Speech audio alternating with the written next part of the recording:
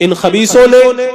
علم غیب کے اوپر کیسی ڈاکہ زنی کی ہے۔ معاذ اللہ میرے آقا صلی اللہ تعالی علیہ وسلم کے علم پاک سے شیطان کے علم کو زیادہ لکھا، اور معاذ اللہ یہاں تک لکھ دیا کہ شیطان کی وسعت علم تو جو ہے نص سے ثابت ہے، اللہ کے رسول علیہ الصلوۃ والسلام کے وسعت علم کی کون سی نص قطعی ہے؟ اور معاذ اللہ دو قدم آگے بڑھ کر کے یہاں تک انہوں نے لکھ مارا کہ ایسا علم تو پاگلوں اور چوپایوں کو بھی ہے معاذ اللہ رب العالمین۔ حضرات مکرم، لوگ آج سمجھ نہیں پاتے ہیں، کہتے ہیں نماز بھی پڑھتے ہیں وہ لوگ، روزہ بھی رکھتے ہیں، یہ بھی کرتے وہ بھی کرتے، ان کو گستاخ نبی کیوں کہتے ہو؟ میں تھوڑا اس کو کلیئر کر دوں، آپ مجھے یہ بتائیں کہ وہ گستاخ ہیں کہ نہیں؟ اس کو سمجھنے کے لیے کوئی بہت باریک بات تھوڑی ہے۔ اگر میں آپ سے یہ کہوں کہ اے وہ شخص تیرا علم گدھے کی طرح ہے، یہ تمہاری توہین ہوئی کہ نہیں ہوئی؟ اگر میں یہ کہہ دوں تمہارے پیر صاحب کے برابر علم تو شیطان کو بھی ہے، تمہارے پیر صاحب کی توہین ہوئی کہ نہیں ہوئی؟ اگر میں یہ کہہ دوں کہ ارے تمہارے استاد کو جتنا آتا ہے اس سے زیادہ تو شیطان کو بھی آتا ہے،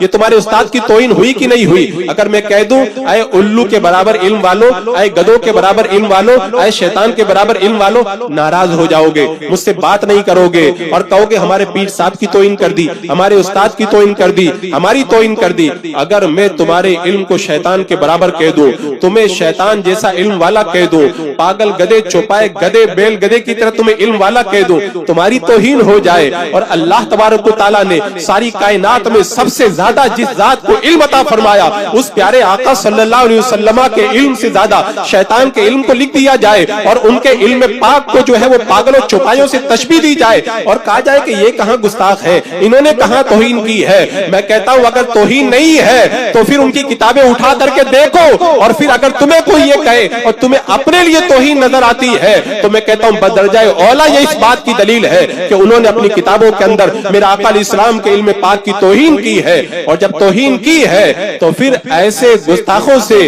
اپنا ایمان بچانا ضروری ہوتا ہے۔